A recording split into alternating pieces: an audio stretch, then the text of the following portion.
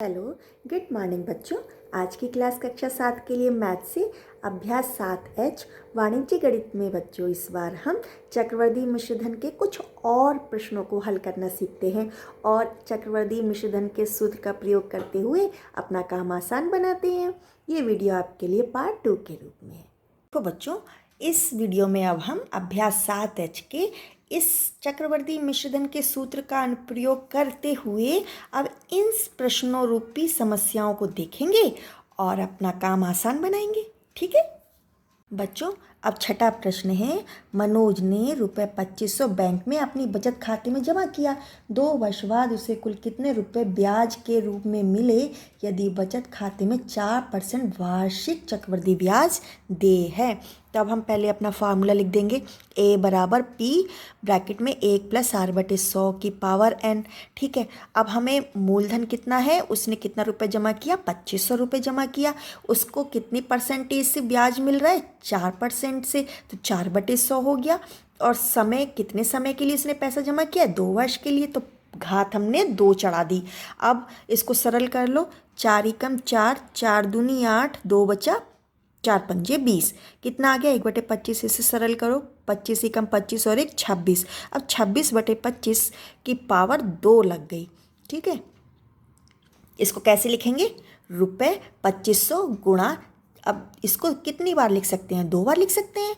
26/25 गुणा 26/25। ठीक है, इसमें भी अब 25 से भाग लगाओ। 25 एकम 25 और ये 2 जीरो। ठीक है, फिर 25 से भाग लगाओ, 25 चौका 100। अब हम कितनी बार गुणा कर चुके हैं कि 26 गुणा 26 कितना होता है, 676 होता है। अब इसमें 4 की गुणा और कर दो। 4 × 24 की 4 हासिल 2, 4 × 7 = 28, 2 30 की 0 हासिल 3, 4 × 24 और 3 27, कितना आ गया 2704 रुपये। ये तो आ गया बच्चों मिश्रधन। अब उसे ब्याज कितना मिल रहा है, इस मिश्रधन के लिए ब्याज उसे कितना मिला, चक्रवर्ती ब्याज बराबर होता है चक्रवर्ती मिश्रधन माइनस मूलधन। तो मिश्रधन 2704 में से रुपये 2500 घटा दो, तो घटाया तो कितना आया 4, 0, 7 में से 5 गया 2, ये 0। अब उसे 204 रुपये ब्याज के रूप में मिले हुए हैं। तो आंसर क्या मिला, मनोज को बैंक से ब्याज के रूप में 204 रुपये मिले। ठीक है बच्चों। अब बच्चों 7वां प्रश्न है। फातिमा ने डाकघर में रुपये 1250 2 वर्ष के लिए सावधि जमा खाता में जमा किया। यदि ब्याज दर 8% वार्षिक चक्रवृद्धि हो तो 2 वर्ष बाद चक्रवृद्धि मिश्रधन और चक्रवृद्धि ब्याज ज्ञात कीजिए। तब हम कैसे करेंगे, पहले तो अपना फार्मूला लिख लो। ठीक है, अब आप रिवाइज करो कि मूलधन कितना है, 1250 रुपये है, और समय कितना है, 2 वर्ष के लिए उसने जमा किया, और परसेंटेज उसे कितनी मिल रही है, दर कितनी दे रहे हैं वो, 8% की दर मिल रही है। और मिश्रधन पूछा है और ब्याज भी पूछा है, चक्रवृद्धि मिश्रधन भी पूछा है और चक्रवृद्धि ब्याज भी पूछा है। तो A बराबर मूलधन लिख दिया 1250, दर लिख दी 8/100 और समय लिख दिया 2 घात लगा दी। ठीक है, अब इसको सरल कर लो। 4 दूनी 8 और 4 दूनी 8, 2 बचा 4 पंजे 20, 25। तो सरल करो इसे। 25 एकम 25 और 2 27, 27/25 और घात कितनी लग गई 2। अब इसको हम कैसे लिखेंगे, इसको 2 बार लिख सकते हैं, है ना। तो कैसे करेंगे, रुपये 1250 गुणा 27/25 गुणा 27/25। तो 25 से भाग लगाओ। 25 एकम 25 और 25 पंजे 125 होता है, और ये कि 0 लगा दी। दूसरा 25 एकम 25, 25 दूनी 50, और 27 की 27 में गुणा कर दो, जो आंसर आए उसमें 2 की भी गुणा कर दो। 7 × 7 = 49 की 9 हासिल 4, 7 दूनी 14, 4 18, 2 × 7 = 14 की 4 हासिल 1, 2 दूनी 4 और 1 5, 9, 8 × 4 = 12 की 2 हासिल 1, 2 5 7। अब इसमें 2 की भी गुणा करो। 2 × 18 की 8 हासिल 1, 2 दूनी 4 और 1 5, 2 × 7 = 14। ठीक है, कितना आया 1458। हमें चक्रवर्ती मिश्रधन कितना मिला, 1458। अब चक्रवर्ती ब्याज कितना मिलेगा, कैसे निकालेंगे, चक्रवर्ती मिश्रधन में से मूलधन घटा देंगे। तो रुपये 1458 में से हम 1250 ये मूलधन घटा देंगे तो कितना मिलेगा, रुपये 208। देखो घटाया हुआ है, 8, 5 में से 5 गया 0, 4 में से 2 गया 2 और ये 0, कितना आ गया रुपये 208। बच्चों आंसर क्या बनेगा? फातिमा को 2 वर्ष बाद चक्रवर्ती मिश्रधन रुपये 1458 और चक्रवर्ती ब्याज के रूप में रुपये 208 मिले। ठीक है। अब बच्चों 8वां प्रश्न है, जॉर्ज ने किसी वित्तीय कंपनी से रुपये 8,000 2 वर्ष के लिए 15% चक्रवृद्धि ब्याज पर उधार लिए। उसे कंपनी को कितनी धनराशि वापस करनी पड़ेगी? ठीक है, तो पहले तो ये फार्मूला लिख लो। ठीक है, एज इट इज़। फिर हम ये रिवाइज कर लेते हैं। मूलधन कितना लिया था उसने, उधार कितना लिया था? रुपये 8,000। और कितने वर्षों के लिए लिया? 2 वर्ष के लिए। और कितनी दर से लिया उसने पैसा? 15% की दर से। तो चक्रवर्ती मिश्रधन पहले हम पता लगाएंगे। ठीक है, यही हमसे पूछा जा रहा है।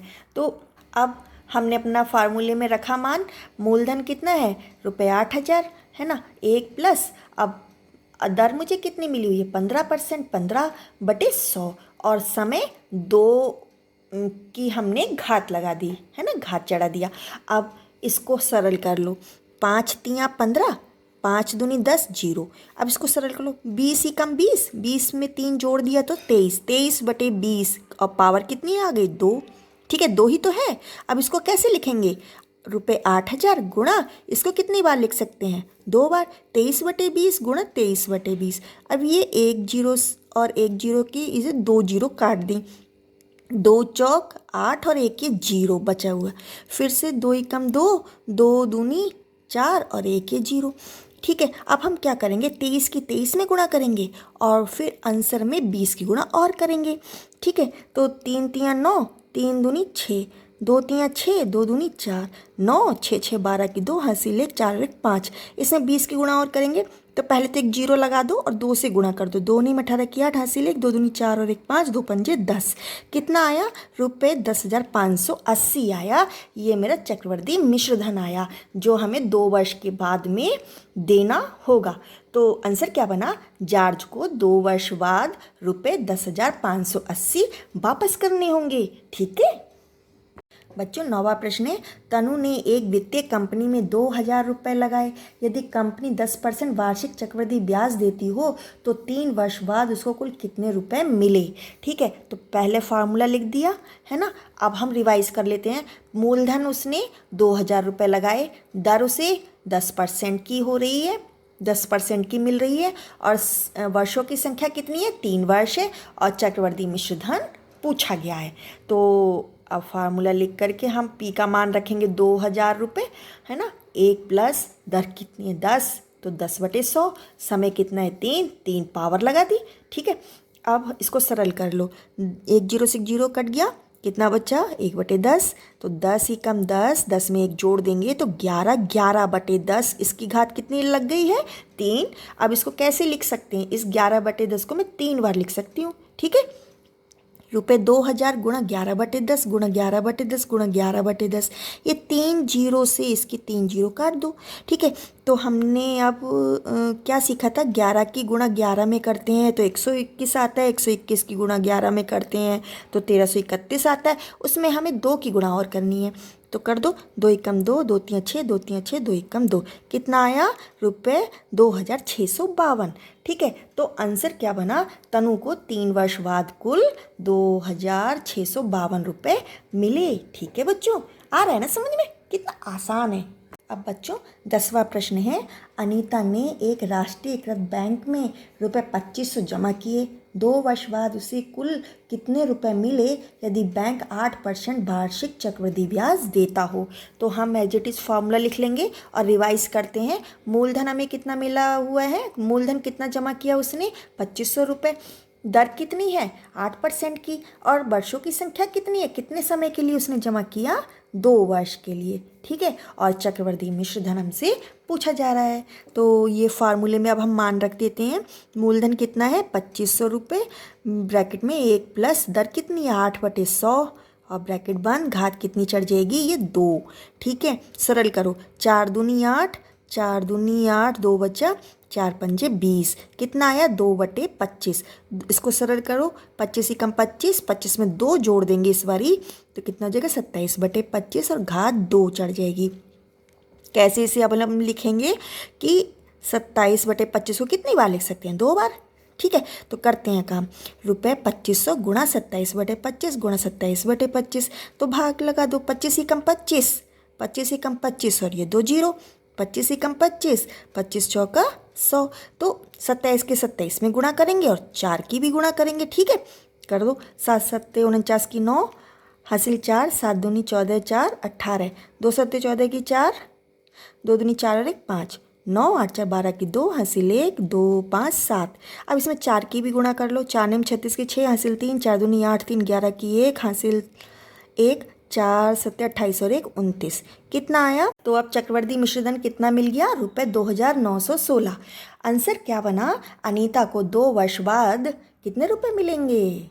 रुपये 2916 रुपये मिलेंगे। ठीक है बच्चों, ये अभ्यास आपके यहाँ पे कंप्लीट होती है। आई होप कि आपको समझ में आया होगा। Okay, best of luck.